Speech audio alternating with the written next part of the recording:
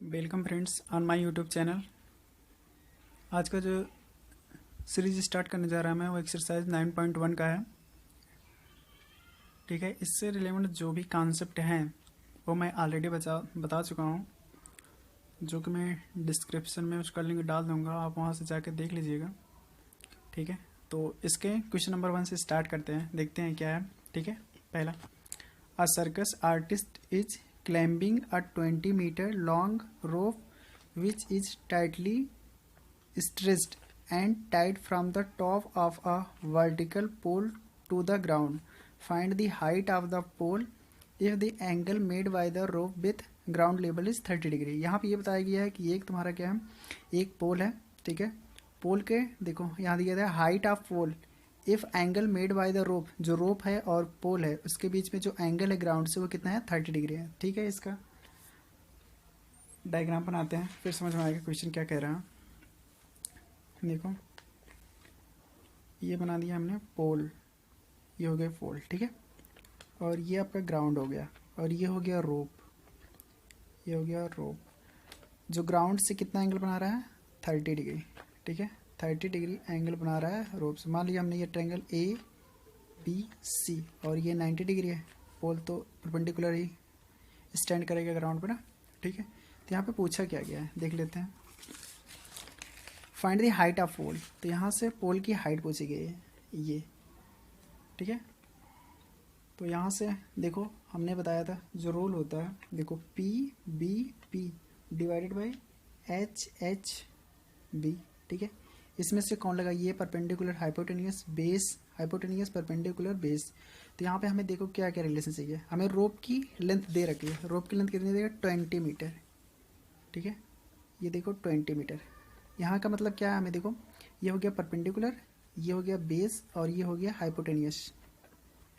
ठीक है, तो यहाँ से परपेंडिकुलर निकालना है, हाइपोटेनियस दिया है तो कौन सा रिलेशन लगाएंगे, परपेंडिकुलर और हाइपोटेनियस। तो लगा देते हैं साइन का, देखो sine 30 degree is equal to perpendicular divided by hypotenuse. ठीक है, तो यहाँ साइन 30 वाली कितनी होती है, 1/2। परपेंडिकुलर हमें निकालना है, हाइपोटेनियस कितना देखा है, 20। तो यहाँ से परपेंडिकुलर कितना आ जाएगा, हो जाएगा 20 इंटू 1/2 इज इक्वल टू कितना हो जाएगा, 10 मीटर। ठीक है, ये हो गया आंसर। ठीक है, तो नेक्स्ट क्वेश्चन देखते हैं। नेक्स्ट क्वेश्चन देखते हैं, क्वेश्चन नंबर 3 की बात करते हैं। देखा, ये contractor plans to install 2 slide for the children to play in park for a children below the age of 5 years. She prefers to have a slide whose top is height of 1.5 meter and is inclined at the angle of 30 degree to the ground, whereas for the elder children she want to have a steep wide at a height 3 meter and inclined at angle 60 degree to the ground. What should be the length of slide in each case? इसमें क्या कहानी किया गया, देखो यहाँ से दो ये स्लाइड बना रहा है। ठीक है, एक तो 5 वर्ष के बच्चों के लिए बना रहा है और एक बना रहा है एल्डर चिल्ड्रन के लिए, बड़े बच्चों के लिए बना रहा है। देखो एक 5 साल से बड़े के सी प्रीफर स्लाइड, एक बना रहा है जिसकी हाइट कितनी है, 1.5 मीटर है और दूसरे में बना रहा है 3, देखो कहाँ गया, 3 मीटर हाइट है। यहाँ पे जो पहला है एंगल है 30 डिग्री और दूसरे में है 60 डिग्री। तो दोनों की अलग अलग क्या बनाने हैं, स्लाइड लेंथ कितना होगा वो बनाना होगा। देखो लेंथ ऑफ स्लाइड की। ठीक है, इसका फिगर बनाते हैं। देखो क्वेश्चन नंबर 2 की बात करते हैं, 3 की। ठीक है, इसमें सबसे पहले जो लेंथ यह है 1.5 मीटर की हाइट के लिए। ठीक है, ये ग्राउंड से एंगल कितना है, ग्राउंड से एंगल है 30 डिग्री। ठीक है, ये हो गया 30 डिग्री, ये हो गया स्लाइड, ये मान लेते हैं स्लाइड नंबर 1 है पहले वाले की लेंथ। ठीक है, तो ए बी सी एक ट्रायंगल बन गया।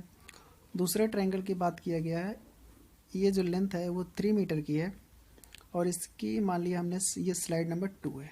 ठीक है, इसके नाम रख दिया पी क्यू आर। ठीक है, और ये जो एंगल बना रहा है ग्राउंड से ये है 60 डिग्री की। तो यहाँ पे बताना है स्लाइड 1 और स्लाइड 2 की वैल्यू। ठीक है, यहाँ पे देखो क्या पता है, यहाँ पर परपेंडिकुलर और हाइपोटेनियस में रिलेशन बताना है तो लगा दो साइन का रोल। तो sine 30 is equal to 1.5 divided by slide 1।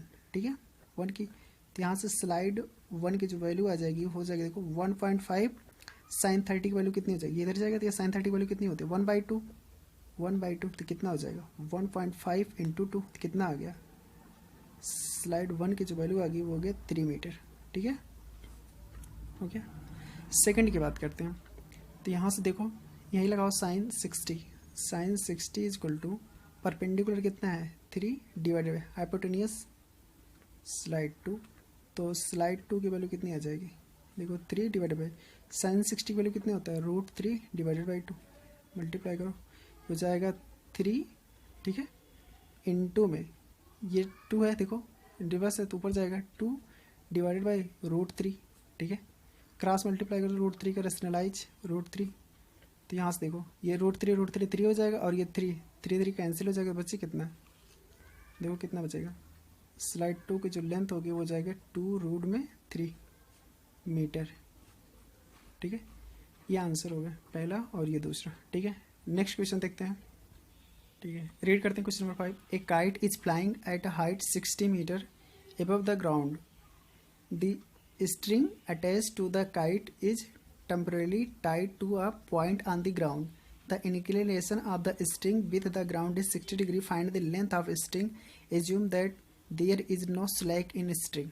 ठीक है, इसमें बोला गया है कि एक काइट है जो कि उड़ रही है 60 मीटर एबव द ग्राउंड से, and the string attach temporarily ground से है, और ये ग्राउंड और से बीच में एंगल देखो, ये सबसे पहले हमने बना दिया, ये मान लिया ग्राउंड से कितने ऊंची पे 60 मीटर, यहाँ पे हमने बोल दिया मान लो ये काइट है, के फॉर काइट, यहाँ पे के फॉर काइट है, ठीक है, के फॉर काइट लगी है, और ये बता रहा है ये किसी एक पॉइंट पर फिक्स्ड है, यहाँ पे मान लिया फिक्स्ड हो गई, तो ये हो गई स्ट्रिंग, ये हो गई रोप या स्ट्रिंग, ये हो गया मान लिया स्ट्रिंग हो गया। ठीक है, तो यहाँ से जो ग्राउंड से एंगल बना रहा है ये कितना है 60 डिग्री है, देखो 60 डिग्री का एंगल बना रही है, हमने एक ट्रायंगल का नाम दिया ए बी और के फॉर काइट, ये के हो गया। ठीक है, तो यहाँ से जो पूछा गया है वो पूछा गया है find the length of string, string की लेंथ पूछी गई है, तो यहाँ पे फिर क्या लगेगा, देखो परपेंडिकुलर और हाइपोटेन्यूज क्या रिलेशन होता है साइन का, तो यहाँ से साइन का लगाओ, sine 60 degree is equal to, देखो परपेंडिकुलर डिवाइडेड बाई हाइपोटेनियस।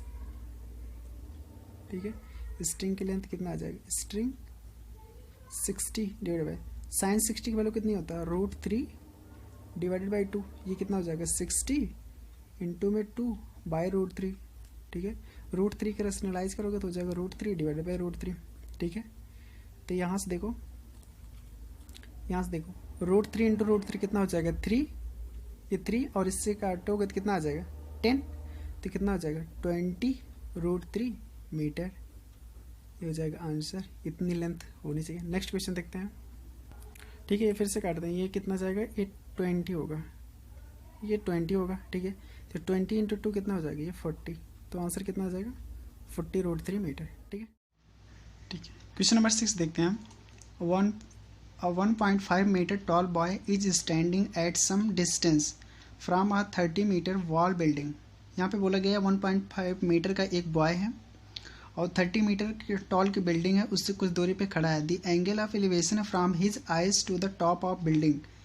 ये क्या बोला गया है कि जो बॉय है वो बिल्डिंग को देखता है उसके टॉप पे, तो उसका एंगल जो था पहले क्या करता था 30 डिग्री था, अब वो क्या करता है बढ़ जाता है 60 degree, walk toward the building, जब वो बिल्डिंग की तरफ जाता है। ठीक है, find the distance he walk towards the building.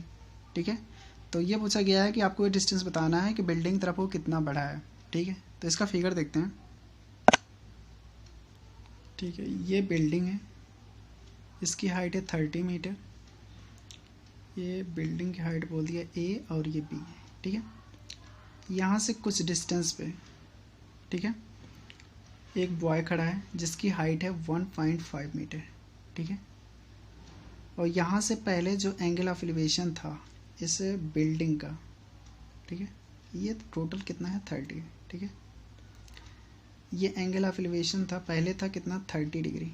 ठीक है, अब ये यहाँ से यहाँ पे आ गया बड़ा है, मान लो ये पोजीशन कुछ P थी, अब पोजीशन पॉइंट Q पे आ गया है। ठीक है, बॉय, तो अब एंगल ऑफ एलिवेशन जो है एंगल बढ़ जाएगा तो ये कितना हो गया 60 डिग्री हो गया। ठीक है, तो ये पूछा गया ये इधर से इधर कितना चला है, ये मान लिया हमने x चला है। ठीक है, और ये बचा अगर हम ये टोटल देखो यहाँ से अगर हम ये बोलते हैं जो लेफ्ट है ये y है, ये x चला है, तो हमें x की वैल्यू निकालनी है। यहाँ पे जो फाइंड आउट करनी है वो x की वैल्यू फाइंड आउट करनी है। ठीक है, अगर ये 30 है, अगर ये टोटल 30 है, ये 1.5 है, देखो 1.5 तो ये भी कितना होगा 1.5 ही होगा, तो ये कितना बचेगा यहाँ से यहाँ, तो ये कितना आ जाएगा 28.5। ओके, ठीक है, तो यहाँ पे देखो परपेंडिकुलर और बेस में रिलेशन लगाना है। तो सबसे पहले ये ट्रायंगल देखते हैं 60 डिग्री वाला, तो लगाते हैं tan में 60 डिग्री इज इक्वल टू कितना होता है, परपेंडिकुलर कितना है 28.5 डिवाइडेड बाई बेस कितना है y है।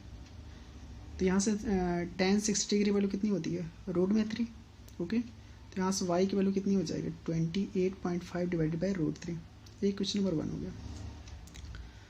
दूसरे ट्रायंगल की बात करते हैं tan में 30 डिग्री। ओके, तो परपेंडिकुलर कितना है 28.5, बेस कितना हो जाएगा, ये देखो x और प्लस y दोनों हो जाएंगे 30 डिग्री के लिए, तो x प्लस वाई।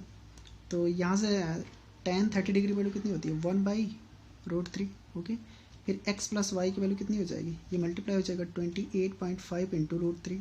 ओके, तो यहाँ से x की वैल्यू निकालनी है, फिर देखो x की वैल्यू निकालोगे तो कितना हो जाएगा 28.5 √3 माइनस का y। ओके, y की वैल्यू रखते हैं 28.5 √3 माइनस y की वैल्यू है 28.5 divided by √3। Okay, cross multiply कर दो तो कितना हो जाएगा 28.5 पहले तो कॉमन कर लो, तो कितना हो जाएगा √3 इंटू √3 3, और फिर यहाँ बचेगा 1 डिवाइडेड बाई √3।